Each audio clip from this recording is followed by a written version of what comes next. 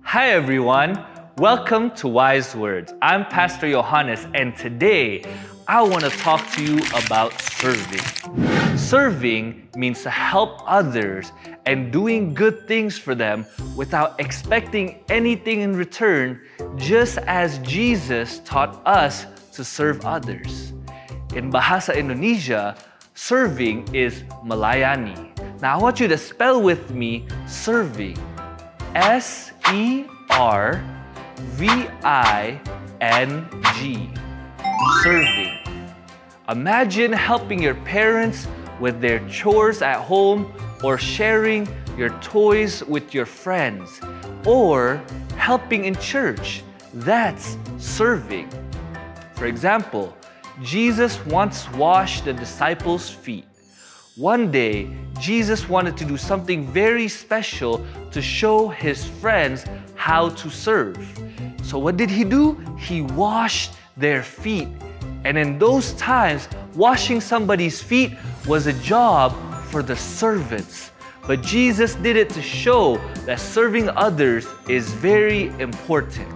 He wanted us to know that no job is too small if it means you are helping somebody else.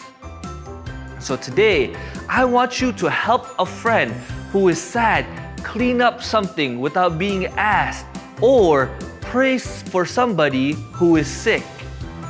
Can anyone else tell me down below in the comments another way that they have served?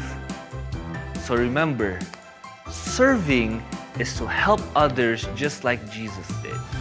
When he washed the disciples' feet, and when we serve, we show God's love to the people around us. So go out there and serve today, and tell us how you serve in the comments below.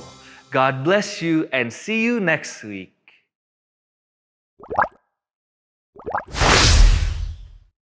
Halo anak-anak semuanya, apakah hari ini bahagia? Tentu kita harus selalu bahagia karena Tuhan Allah mengasihi kita. Dan melalui pelajaran hari ini kita belajar tentang serving, tentang melayani. Bahwa melayani Tuhan itu harus dengan cara yang terbaik. Mau kan menjadi pengikut Tuhan Yesus? Mau bisa menjadi pelayan yang terbaik di mata Tuhan? Kalau begitu memang mau bicara dengan orang tua kalian. Shalom orang tua yang terkasih dalam Tuhan Yesus Kristus.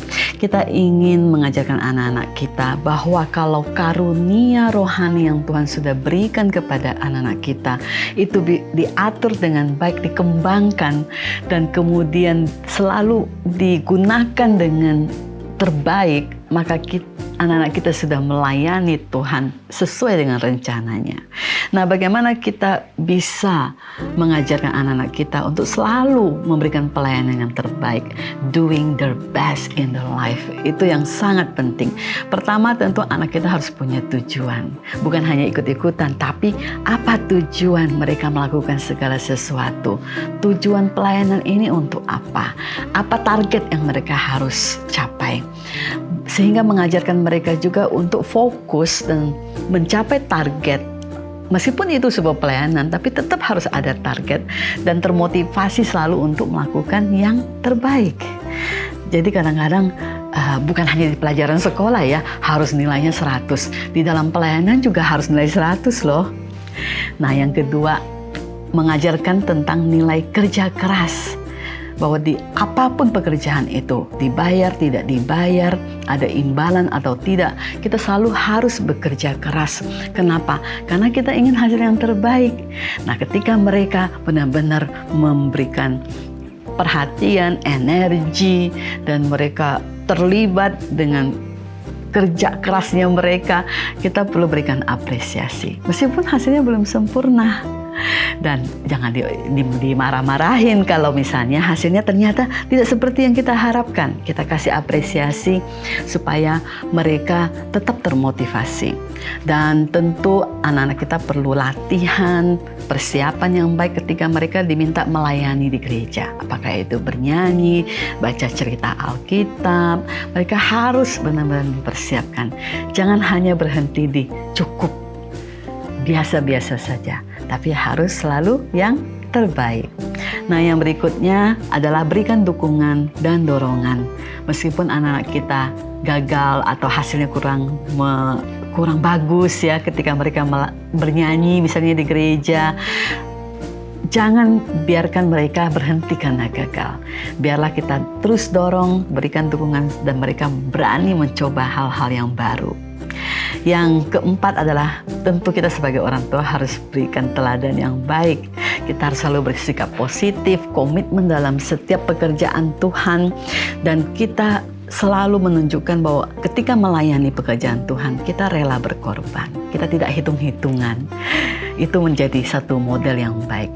Yang kelima, kita mengajarkan anak kita juga untuk tentunya keterampilan yang sangat penting, yaitu tentang skill pemecahan masalah, pengambilan keputusan, memanage waktu mereka, kemampuan komunikasi. Bukankah itu semua dibutuhkan di dalam pelayanan? Bukan hanya mempersiapkan masa depan mereka bekerja dalam karir, mereka butuh semua skill ini. Tapi kan dalam pelayanan juga mereka butuh berkoordinasi dengan orang lain, mengatur waktu yang baik sehingga bisa tetap memprioritaskan pelayanan dalam hidup mereka. Yang berikutnya tentu dalam hal yang terkecil sekalipun kita harus selalu berikan sekali lagi pujian dan penghargaan. Ini diulang 2 kali. Kenapa? Karena inilah yang akan mendorong anak kita untuk terus melayani, karena kan tidak dibayar. Pelayanan itu bisa termotivasi terus karena ada apresiasi. Bahkan dalam hal yang terkecil, apakah mereka hanya tersenyum, menyambut tamu, itu pun sebuah penghargaan untuk mereka, harus diberikan. Dan yang ketujuh adalah ajarkan tentang tanggung jawab. Ketika menerima sebuah pelayanan, harus tanggung jawab sampai selesai. Harus selalu memberikan yang terbaik, dan atas apa yang dilakukan, tindakan, keputusan yang diambil, harus punya integritas dan bertanggung jawab. Pertama, kepada komitmen diri pribadi.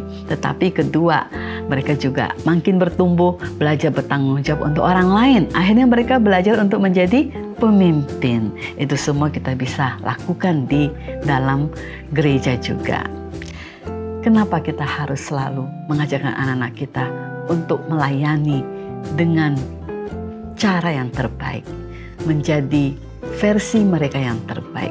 Karena dalam Kolose 3 ayat 23-24 dikatakan, apa saja yang kamu lakukan, lakukanlah dengan segenap hati seperti untuk Tuhan dan bukan untuk manusia. Sebab kamu tahu bahwa dari Tuhan kamu akan menerima warisan sebagai upahmu. Kristus Tuhanlah yang sedang kamu layani. Tuhan Yesus yang akan dilayani oleh anak-anak kita. Bukankah kita harus mengajarkan mereka untuk melayani Tuhan Yesus dengan karunia talenta yang terbaik? Tuhan Yesus memberkati.